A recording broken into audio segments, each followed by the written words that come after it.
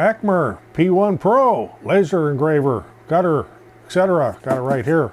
It's provided to me by ACMER to assemble and test and demonstrate. That's what we're going to do. This is a 20 watt model. There's also a 30 watt model available, but the 20 watt is what they sent me. There's also a honeycomb board that comes with it, but I don't have it on the table right here. So I'm always looking for other laser brands to test and check out and see how well they work away from the mainstream brands, and this is one of them. So let's get into this box and find out what we got. We're a little bit cramped here because I got two other lasers sitting on this table. I've been working on trying to get some orders out, and I may put this one to work too to help fulfill those orders once we get everything assembled and set up.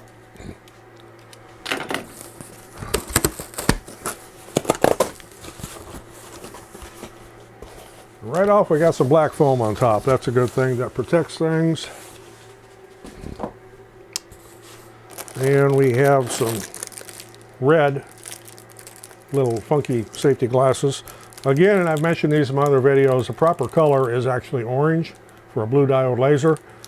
And if you wear prescription glasses like I do, there are goggles available which are actually quite comfortable. And I will put a link in the description on where to get some of those. So here is a air pump. This is a small guy here. Set him off to the side. Looks like we get a little piece of test wood here and attached accessories. Got some wire ties in there and a piece of tubing for the air assist, little SD card reader and a micro SD card, a couple of keys. Over here we have hardware and hardware and hardware and hardware and more hardware and more hardware and tools. It says so right on the package. I believe that's all it was in that little compartment. So we'll set these off to the side. Piece of foam here. Here's our laser head. This is in layers, I see. Oh, that's in there too. So here's our laser head. And what I have here next is the X Gantry. So here's the X Gantry right here. I need to move some things around. Okay, digging deeper in here, we have a couple pieces of wood. Looks like a 1mm and a 2mm piece of plywood to play with. We have a manual.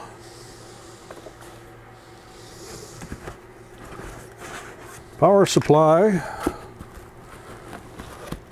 USB cable and air assist tubing.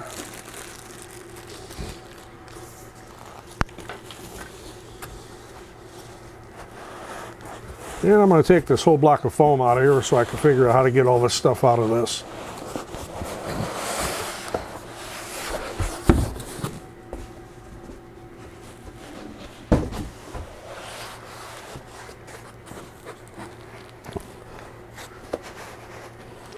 There's a couple of rails, and looks like the belt is already in one of them.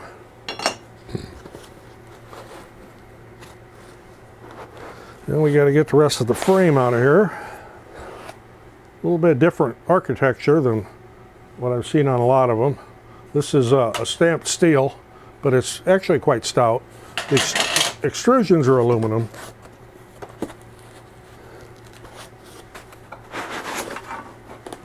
And this would be the front panel, and this comes with a drag chain.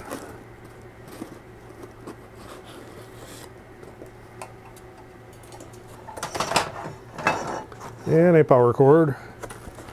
And you got to keep looking because there's more.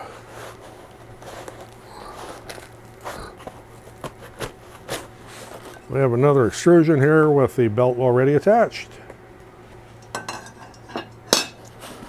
And make sure I don't have anything else in here, and that's about it. I actually had to look in the book on this one. This has a completely different architecture here. And assembly is quite a bit different than a lot of the other models that I've put together. So we're going to start out, instead of building the frame first, like you do on a lot of them, is we're going to start out with the X gantry here. And this is where the laser mounts. You want that away from you. You have the stepper motor towards you. Then you'll have two extrusions here.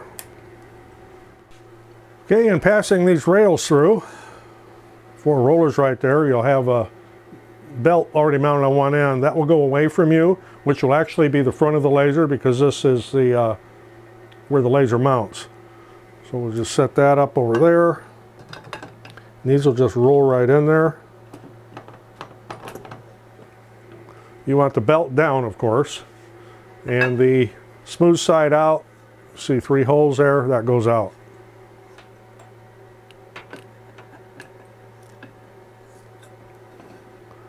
So it'll look like this. Okay, next you'll be putting what is the back plate on. There goes my rail sliding away. Come back here. Bearings work well. So for this, you'll need a 6mm or 5mm by 35mm screw. So that goes in this top hole right here.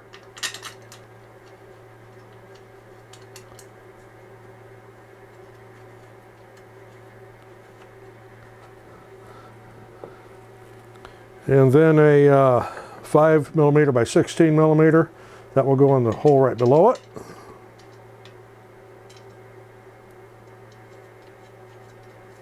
Which you want to do that on both sides.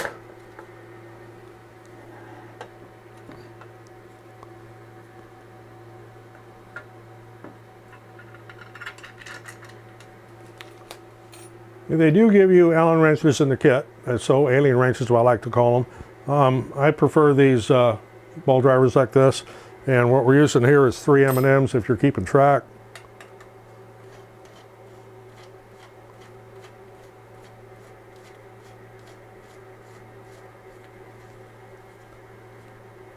I don't suggest using powered tools for this. Do this by hand. Start using an impact driver or something, you could very easily strip out that aluminum extrusion. Where it passes under this wheel, around the sprocket, back under the other wheel, and then back up the track and out the end. At the front, this is going to be kind of hard to show. This is black on black. Little slot right down here. You want to pass that timing belt with the teeth up and not twisted through that little slot. And you'll want to do that on both sides. The other side over here, of course, is the stepper motor. Now you need to find through your hardware there should be a couple of square washers.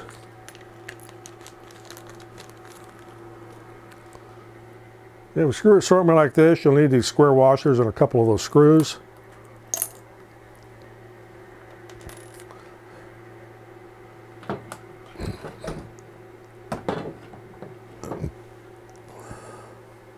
They will, with the belt up like this, or well, of course this is upside down right now, but this square washer will clamp over that, and the screw will pass through that into the tapped hole there. Okay, next we're going to move to the front panel here, and the motherboard, and the drag chain, and all that good stuff. So we'll set the drag chain just kind of off to the side here. Now your extrusions will slip into these slots at the top.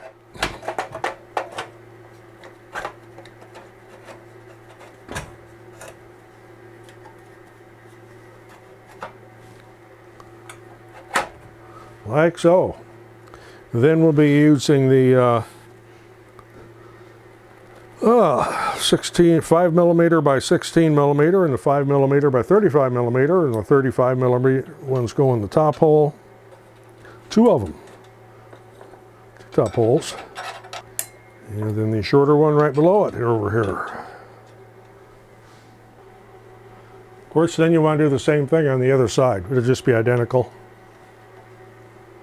Yeah, I've turned this around with the front kind of away from here so I can show a little bit better how to put this drag chain on. To attach the drag chain, you'll need these M3 by 6 screws. These are tiny.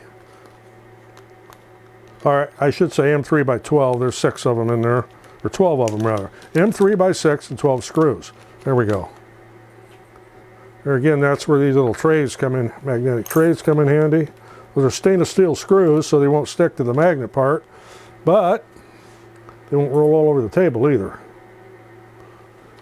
So what size we got going on here? Those are going to be 2 M&Ms.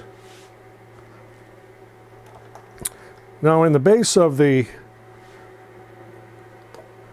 laser here, there's 3 holes drilled and tapped right there. That'd bend a little bit. Straighten that out. You'll see there's 3 holes on your end of your drag chain right there. This basically just mounts like this with these little flathead screws. You have to tip the wires up out of the way as you go to put them in.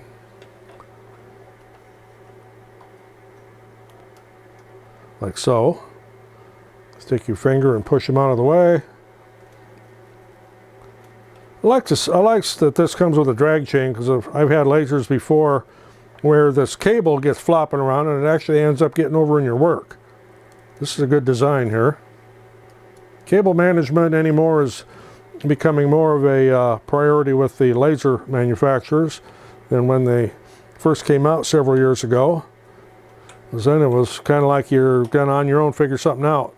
And I have done that on a few.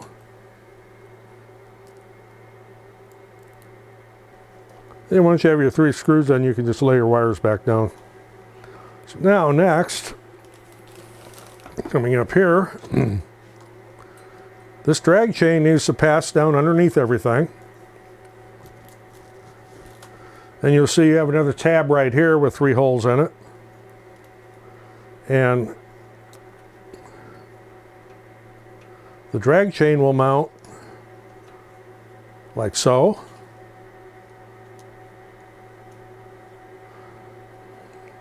This part here is for going down the x-axis. So we'll get this part mounted first.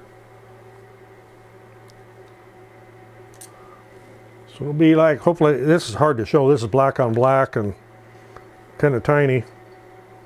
Next you have this chain here.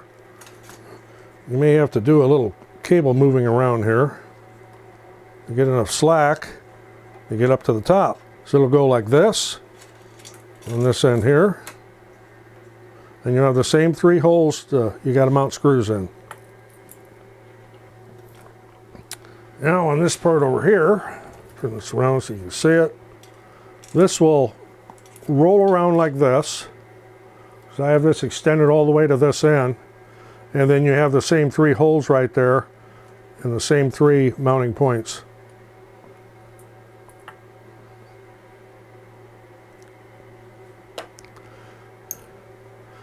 And before we do that, this is a limit switch right here. And I just happen to notice that after you put this on, that's going to be hard to access. So let's look at these wires here. That's a 2-pin connection with a 3-pin plug. So you got a 3-pin plug with only 2 wires to it. That is going to plug into that limit switch right there. And it only goes in one way, and you shouldn't have to force anything. It's keyed. Keys will be obvious, so you get it plugged in like that. Now the other wires here, one of them's going to go to the laser. One of them's going to go to the stepper motor. Should be a 5-pin and a 6, yeah, the 6-pin one here will go to the stepper motor. There's a little slot right here that you can pass that wire connector through. And then I'll go down and plug into the stepper motor right underneath. That's also keyed. Only goes in one way. Don't force anything. If you bend them pins, you'll have a dickens of a time getting them straightened out. And of course, this here will go to the laser head. So now, I'm going to mount my little pad down here. And you'll have to hold the wires out of the way while you get your driver position down in there. And I can see where having one of these ball drivers is going to be a huge advantage to trying to use the regular L-handled wrench.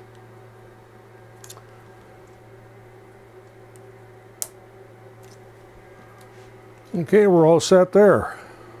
Okay, I've got this turned around with the front facing away from me right now so I can show you the stepper motor, this other limit switch. There's a piece of masking tape over the top of it. I would imagine to protect it in packing. So you definitely need to take that off or your limit won't work, because the arm of the limit is back here, and with that tape on there it would never function.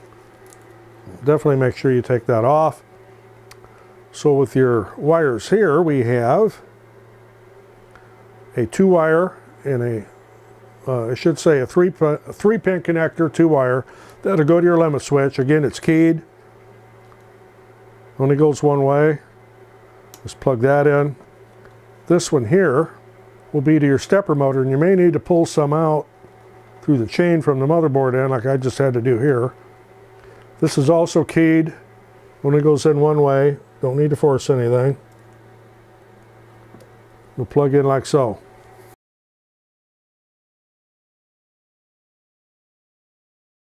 Okay, the next step is a laser head, but I want to adjust these eccentrics on these wheels first, because I've got slop here, and you don't want that. I don't appear to have any on the Y-axis rollers here at all. Those are good and tight, but I do have it here. I can wobble this back and forth. To fix that, you'll need this wrench they included. And on, I think it's the 8 M&M, no, it's 10 M&M side. There are some nuts on the back side of the top 2 rollers. They're what they call eccentric. They're not perfectly round. So when you turn those, it will either tighten or loosen these wheels. And I can just spin these wheels here, so that need to be tightened up. So figure out which way to turn them. And that was the wrong way.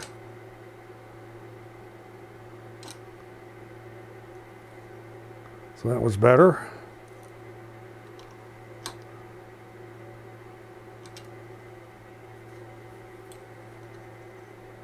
Now I have no play. 0 play. That's what we want. But you still need to make sure this rolls smoothly through here. And incidentally, once you have your stepper motors all plugged in, don't go yanking these things around real fast. You could damage the drivers on the motherboard, because stepper motors, being DC motors, will actually generate a small amount of electricity when they're moved. And if you move them fast, the faster you move them, the more they generate. So keep that in mind. Okay, I need to treat my laser head here. Here's our laser head. And there is a bit of assembly we need to do on this yet. One is the air assist nozzle. I suppose you could put it on afterwards. This slips down through this keyway right here. Loosen up this little thumb screw kind of thing. This will slip right down in there. Then when you tighten that up, I just put it at a random spot. It will hold it in place. Here is your connection for the laser head. It plugs into the top here. Again, it's keyed. Only goes in one way. The little keys will face to the back.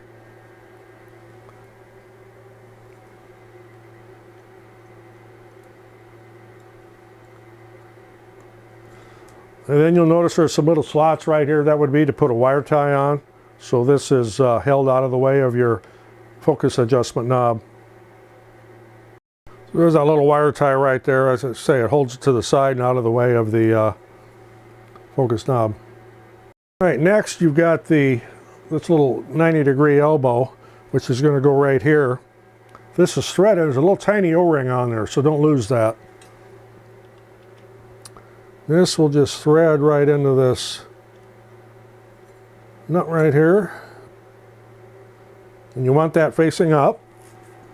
And the air tubing is it's vinyl, and it is rather cool in here. It's only about 60 degrees in the shop, and this is kind of cold, which makes it very stiff. But this will pass through this hole at the top here.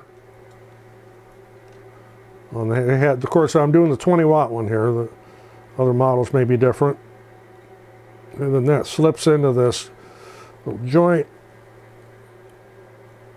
and it just pushes in like so. Now I need to figure out how I'm going to route this. Well, I wish this was inside the drag chain.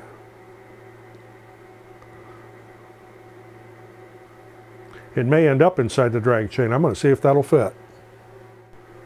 If you have patience, it does fit through the drag chain. You can push it in from that end, and just take your time and keep this end as straight as you can. And to keep the end from catching on things, put a little piece of tape over the end of it. It'll just slip right by the bars. Make sure you leave enough slack down here if you do this to allow for your up and down movement for your focus. So now we need to get this connected to the air pump. It's over, yeah, this is a small pump from what I'm used to. And this hose and this is not the same, so they give you an adapter in here someplace. So I saw it, there it is. Will look like so. The kind of a silicone hose here will go onto the air pump. And then your vinyl hose will go into this little bar connector here.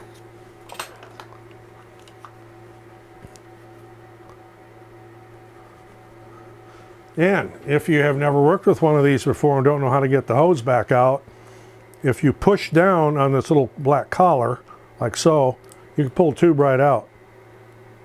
When this is pushed in and the collar is out, that's in there good and tight.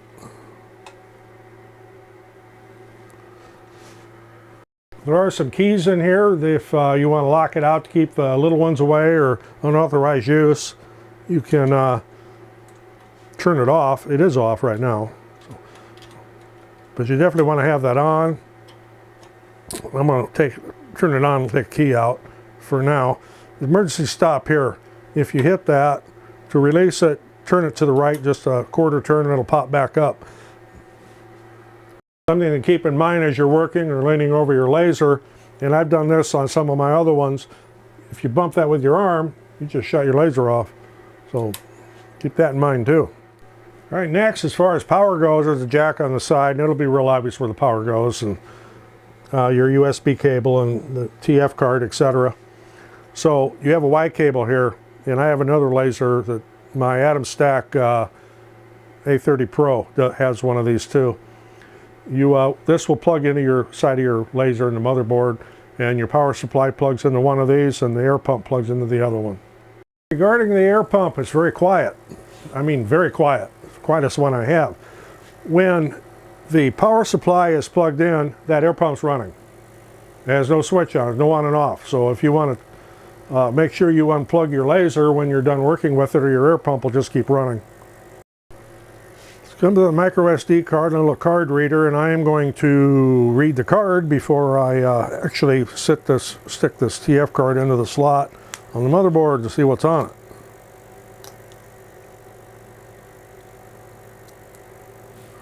And it would help if I would have turned the computer on. Okay, on this card we have the operating instructions, the parameters table, our PDF files, software and drive. You got Laser Gerbil and Lightburn. That's an older version of Lightburn. I suggest you go to either Laser Gerbil's website or to Lightburn's website to download those most current editions of the software. Got a Lightburn set file here, which I may or may not need to use. I guess we'll find out when I go to identify the laser. And drivers here for whether you got a Windows or a Mac. There's your CH340. If you have not installed that on your computer, because you don't have a laser or 3D printer or anything, you need to install that. Just double click on it and it'll do an install. So what else we got on here? We got some test files.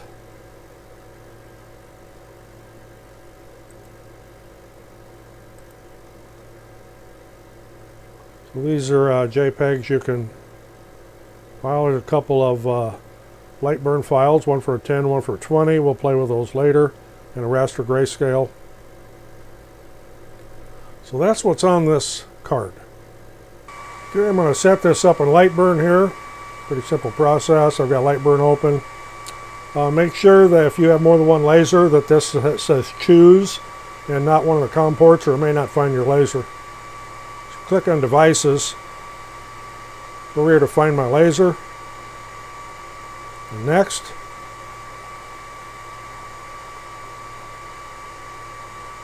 And I found it right there.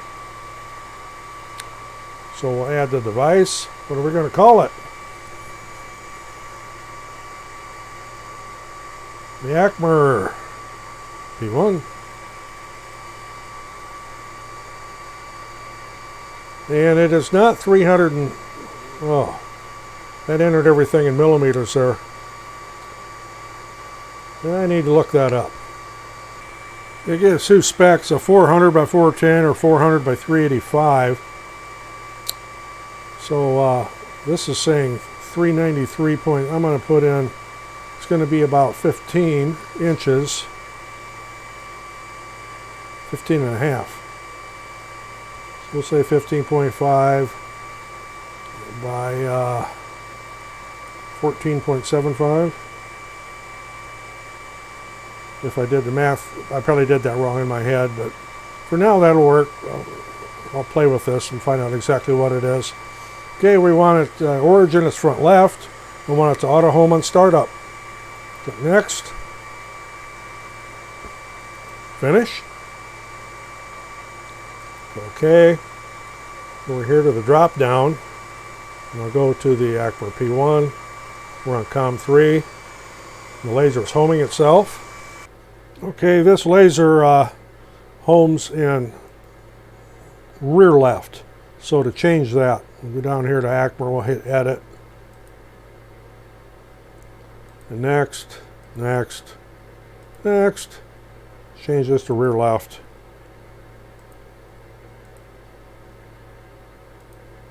There we are. I'll turn that back on. Go back down here to P1, we're on COM3. Still not, something's up with the limit over there. Got to figure that out. Okay, we're going to try this again.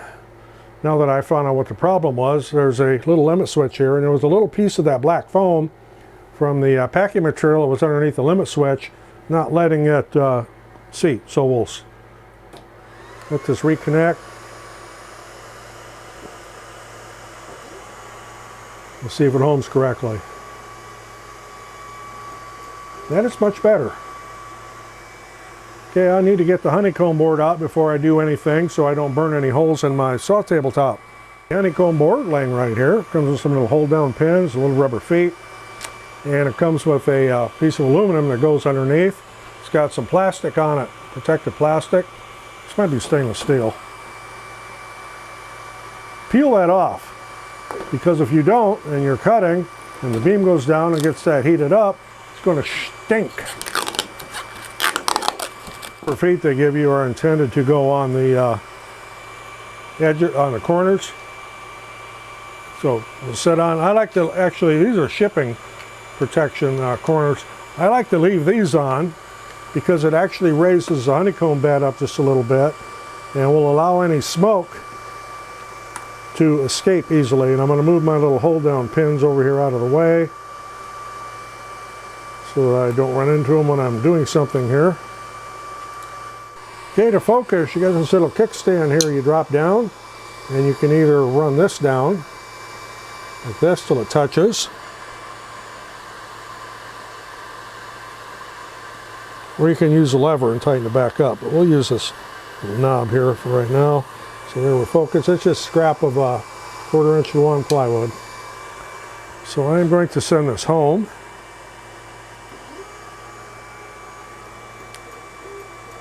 And then I am going to load a file off that TF card into Lightburn.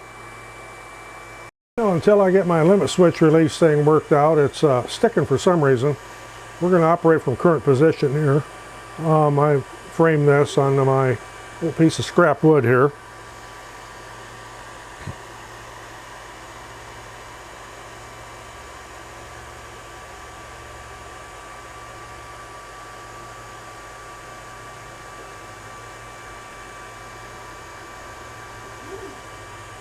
Okay, well, we'll use the setting they have here. I kind of questioned myself, 3,000 millimeters per minute fill, 10% power, but we'll see what it looks like.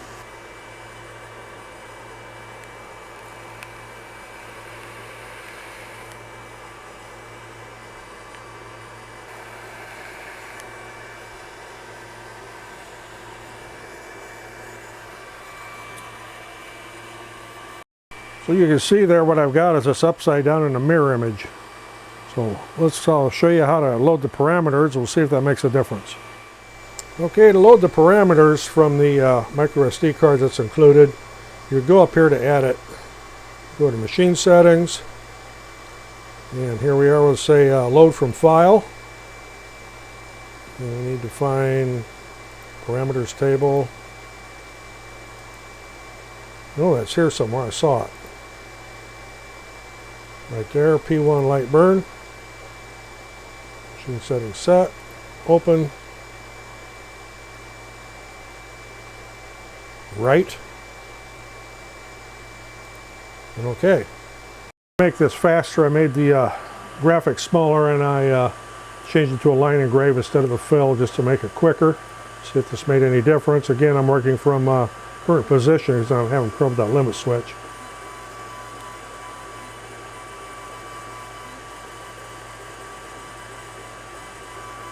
Okay, now everything's right side up and not mirrored.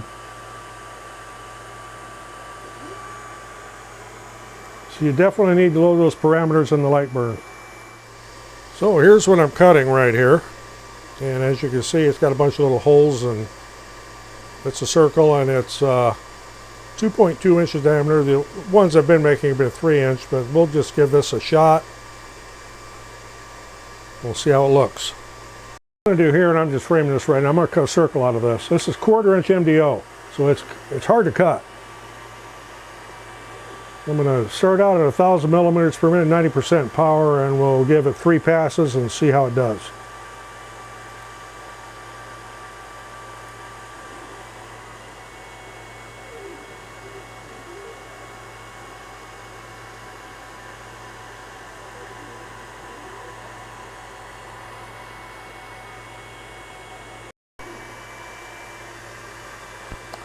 And I'm going to send that home.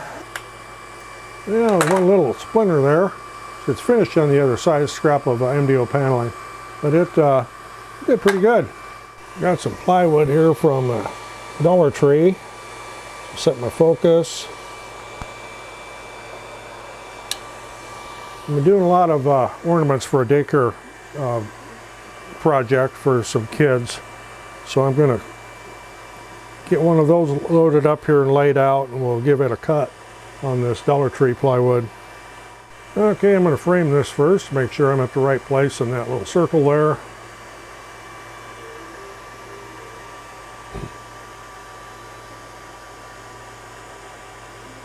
I can definitely back the head up a little bit more.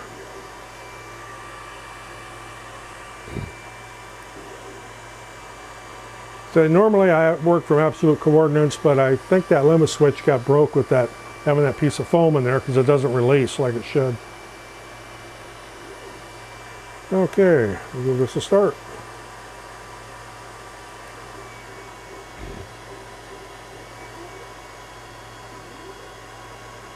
We got this set for 3 passes, but I see it's actually cutting it at 2. This Dollar Tree plywood is finicky stuff. It's got, sometimes you get some really weird glue in it and you don't get a good cut.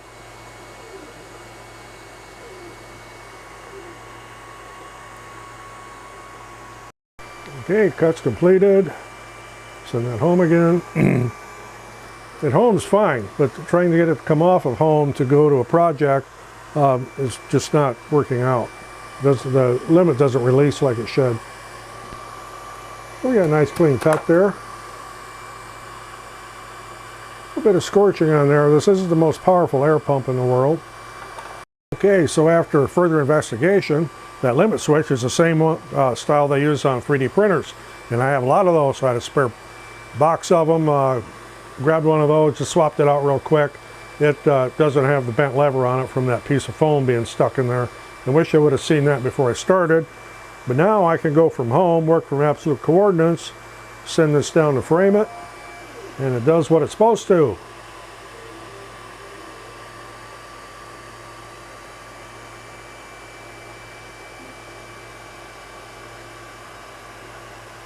And I'll make another one of them little ornaments there just for fun.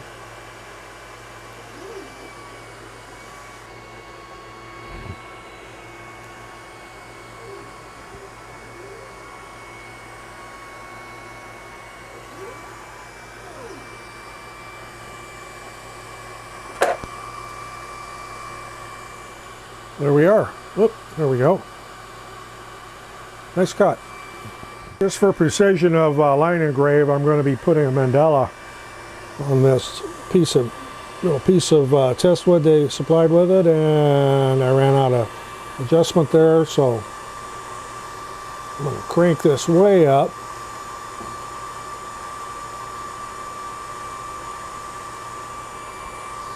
And I'm going to loosen my lever here. I'm going to drop that down farther. And I'll have some adjustment here again. There I'm set. Send this back home and get my other file loaded. This is a mandala of a butterfly. Doesn't take too long to engrave. 4,000 millimeters per minute. I got 30% power in absolute coordinates. Send this out there and let her go.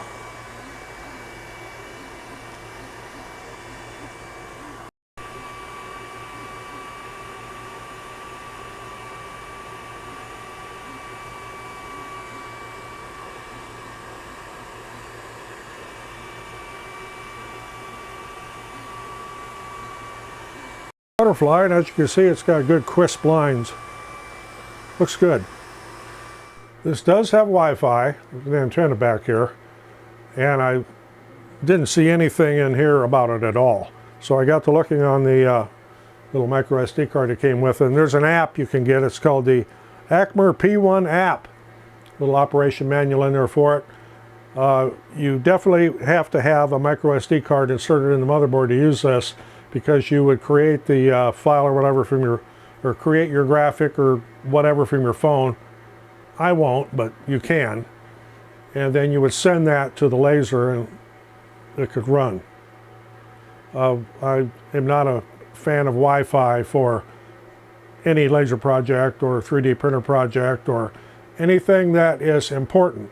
That includes graphics to a, we do a lot of sublimation work, and the graphics, when I print those out, if you get one drop packet in that transmission, your project's ruined. That's why I don't use Wi-Fi for these. Yes, you can. Every one of these lasers on this table are Wi-Fi capable. I just don't do it. But that's my preference. But there is an app if you wish to operate it from your phone or a tablet. Whether it's Mac compatible for Apple, I don't know. It doesn't really say. You'd have to investigate that on your own. Okay, after further review, it's Android compatible. It doesn't say anything about iOS, so if you're a Apple user, I guess you're kind of out of luck here. It says Android operating system only. So how does this compare with some of the other lasers? Well, it's got some definite differences, and I'm going to go over them. So as you can see, the architecture of this is somewhat different than the other ones. It's made completely different. Anything I don't like about this? Well, just one thing. That is that air pump. I don't think it's as powerful as it probably could or should be. It doesn't have the air delivery. I don't normally get scorching like this with the bigger air pumps. And it's no fault of the laser itself or the head. It's just that that air pump is so small. My other air pumps are, like on the longer over there, it's twice that size physically. And the one for the atom stack is like 4 of those. Of course, that thing really kicks some air out, as does the one from Morture. So I think that the air pump could be a little bigger. One of the really good features I like about this, though, is the drag chains. That's excellent cable management. I like that. And the architecture of this, it's sturdy. It doesn't wobble. I'll have to try to figure out a mounting system to put this on a board to burn a layout grid and I need to get a more accurate perimeter on this, and I'll run some tests. And there'll be some more videos on this coming up. We're about to leave on a little vacation here, so by the time you see this, I will either be in Mexico or I'll be back from Mexico, one of the two, to see if I decide if I want to work on a video while I'm on vacation or not. So there'll be a link in the description on where you can get one of these. This is the 20-watt model from ACMER. And again, they did provide this to me to test and demonstrate, which I've done here. So if you got anything out of this, appreciate getting a thumbs up. Always helps the channel. Roger in the shop. Thanks for watching. See you in the next one.